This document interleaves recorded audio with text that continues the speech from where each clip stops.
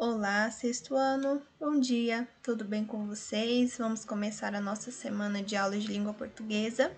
Hoje nós vamos fazer aí a correção das atividades do relato de viagem, um passeio em Paris, entre tantos. Nós estamos trabalhando o relato de viagem, já tem algumas aulas, né? Nós vimos aí que é um texto em que quem escreve participa, né, do acontecimento da viagem e nele ele vai relatar, veja só, vai contar aquilo que ele mesmo vivenciou. O relato é um tipo textual que nós já vimos que trabalha com a realidade, então o relato de viagem também, né, ele vai tratar aí da realidade, né? Aqui, como nós podemos perceber, a viagem será lá em Paris, né? Foi em Paris. E geralmente o nome do relato de viagem já traz aí o destino, né? O local em que a pessoa viajou. Todos os relatos que nós fizemos a leitura até hoje, assim aconteceu, né? Páginas 54 a 56 do livro de Gêneros, Leitura e Análise, tá bom?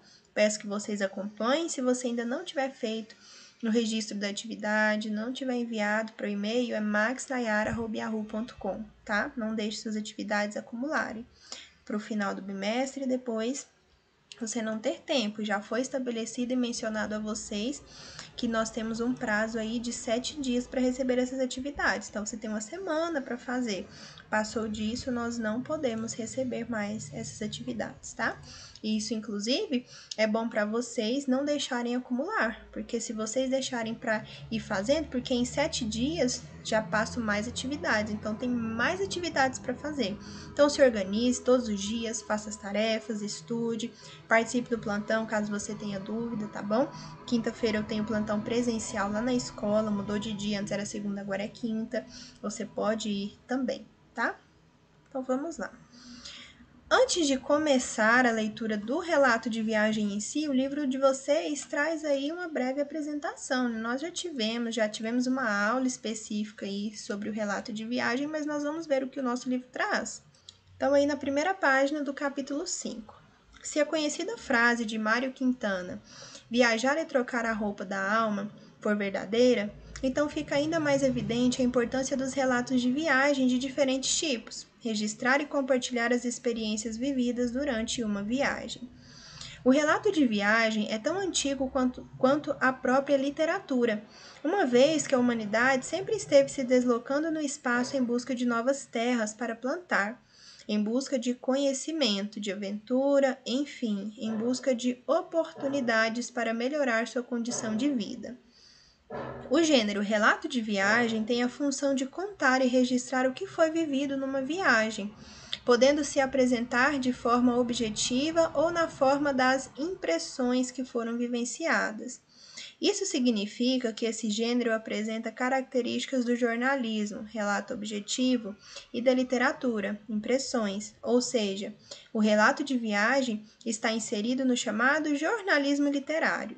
O jornalismo literário é uma especialização do jornalismo, em que há uma flexibilização da estrutura textual, que o aproxima da literatura. Assim, a notícia é construída a partir de uma perspectiva subjetiva, trazendo uma nova forma de observar a realidade. Em outras palavras, o jornalismo literário cumpre a função de informar, objetivo jornalístico, a partir de uma estrutura narrativa literária, com vocábulo diferenciado e aprofundamento de conteúdo. Bem, por mais que o texto aqui esteja falando da questão da literatura, nós não podemos afirmar que o relato de viagem é um texto, um gênero literário, tá bom? Está aí no âmbito do jornalismo literário, porque trata da subjetividade, né? Você vai contar a sua experiência a partir da sua vivência, da sua subjetividade, né? Mas isso não quer dizer que os fatos ali do relato de viagem são inventados, tá bom? Criados como a narrativa, porque há uma diferença entre o tipo narrativo e o tipo relato. Nós já vimos isso no semestre passado, tá bom? Então não confunda isso, certo? Ele está aí dentro do jornalismo literário, mas não quer dizer que é um texto literário criado, vindo da ficção, como outros gêneros textuais que nós já vimos, como fábula, como a lenda, como conto, tá? Então, vamos agora para o que interessa, que é o nosso texto em si. Um passeio em Paris, entre tantos. De todos os passeios imperdíveis que fizemos, dos monumentos mais clássicos aos mais cotidianos, La Défense é um deles. A face moderna de Paris, o avesso da capital do patrimônio preservado, como frisou Lina em um dos seus maravilhosos posts. Conhecemos essa parte de Paris já no final da viagem, em 30 de janeiro de 2009, quando resolvemos criar um espaço de tempo até o chegar da noite que terminaria em um espetáculo de música e dança no Teatro Nacional do Palais de Charlotte, no Trocadero. O trajeto em si já vale a pena, pois do Châtelet à La Défense há um momento no percurso em que a linha 1 do metrô parisiense emerge da estrutura de túneis e de repente a cidade moderna entra com toda a sua força nos nossos olhos, contrastando com o que tínhamos visto até então.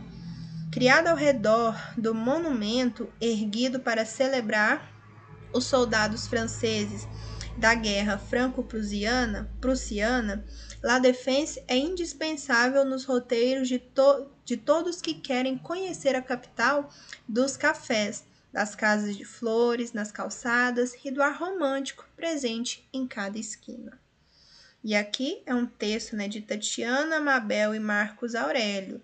Está disponível em conexãoparis.com.br e aí segue o link. Foi acessado em 2019. Aqui nós temos uma imagem, que retrata aí esse local. Primeira questão. Que aspecto de La Défense chamou a atenção dos autores? Veja só, quando nós falamos em Paris, nós geralmente pensamos da cidade romântica, dos cafés, mais tradicional, clássica, na face clássica de Paris. E o que chamou a atenção deles foi justamente que essa La Défense é a face moderna de Paris, Eles usam, inclusive, essas palavras. Então, isso chamou muita atenção. Por isso que o texto, ele foi escrito em torno disso. Quando nós vamos escrever um relato de viagem, nós vamos dar ênfase àquilo que nos chamou mais atenção, aquilo que foi mais legal. Então, essa experiência de ter conhecido a face moderna de Paris chamou atenção e aí foi feito ali aquele texto.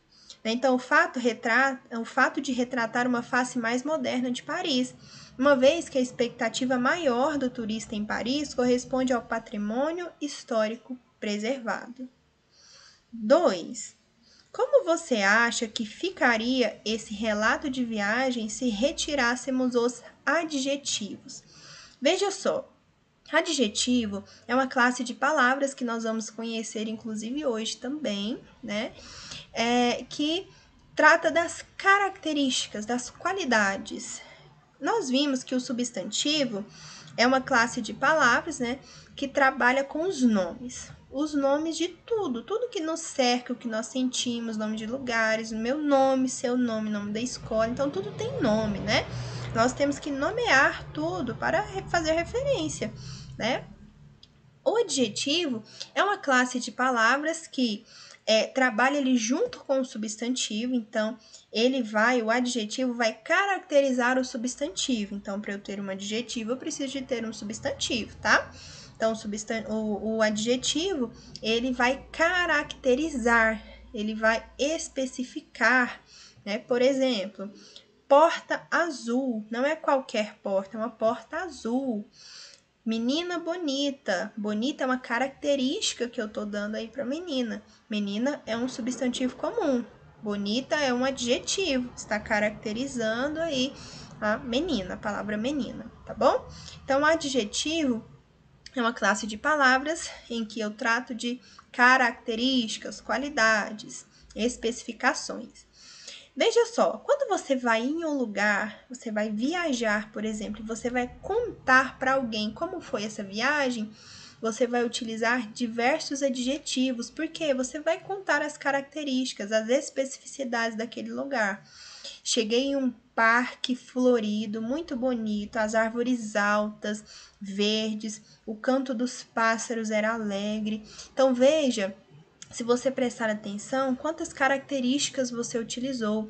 Árvores altas, verdes, não são quaisquer árvores, são árvores altas, verdes, um parque bonito, verde, o pássaro alegre, o canto do pássaro é alegre. Então, são palavras que se classificam como adjetivos, tá bom?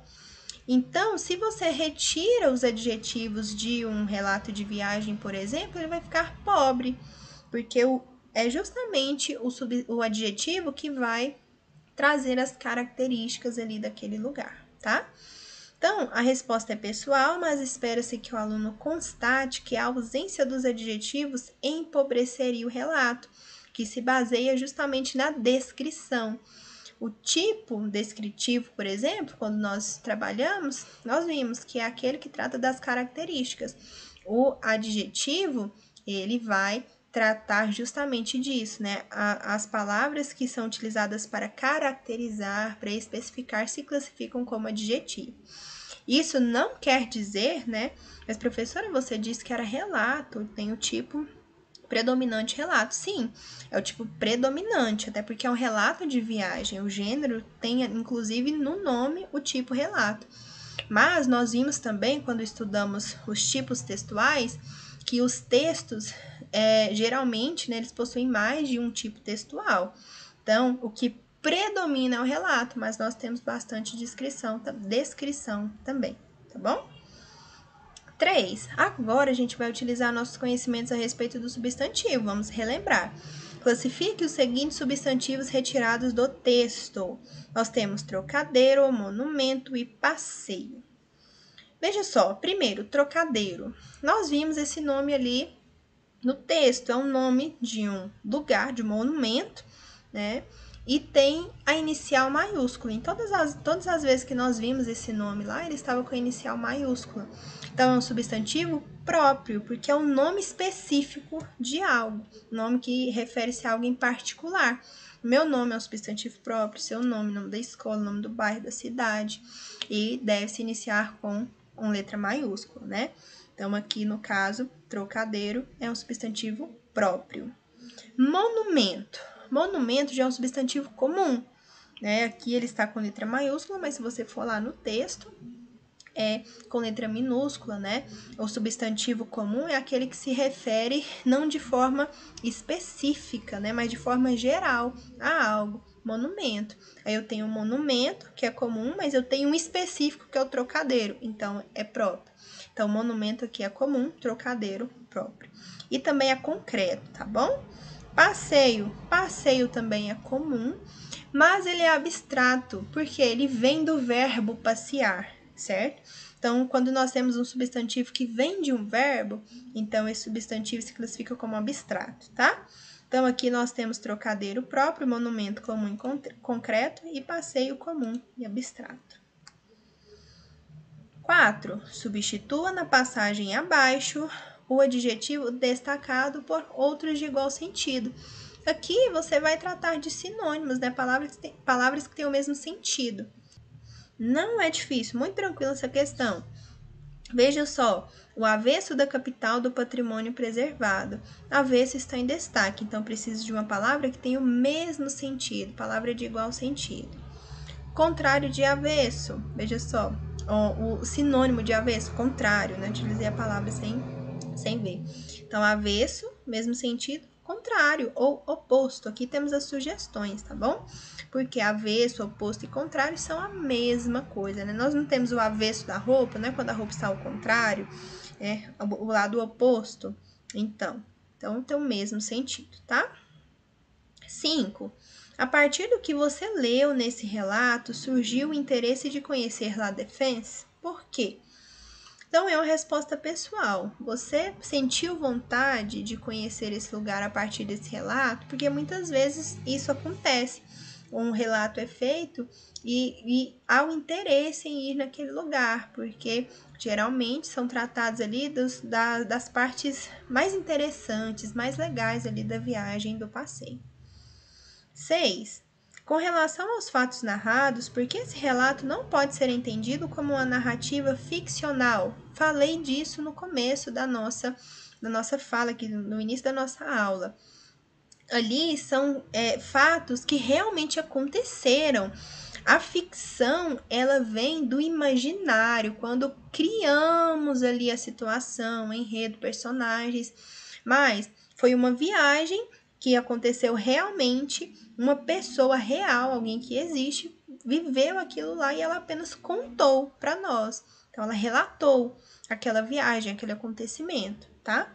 Então, diferentemente do que acontece em uma narrativa ficcional, no relato de viagem, os fatos presentes no texto realmente aconteceram. Então, essa é a diferença entre relato e narração, tá? Narrativa.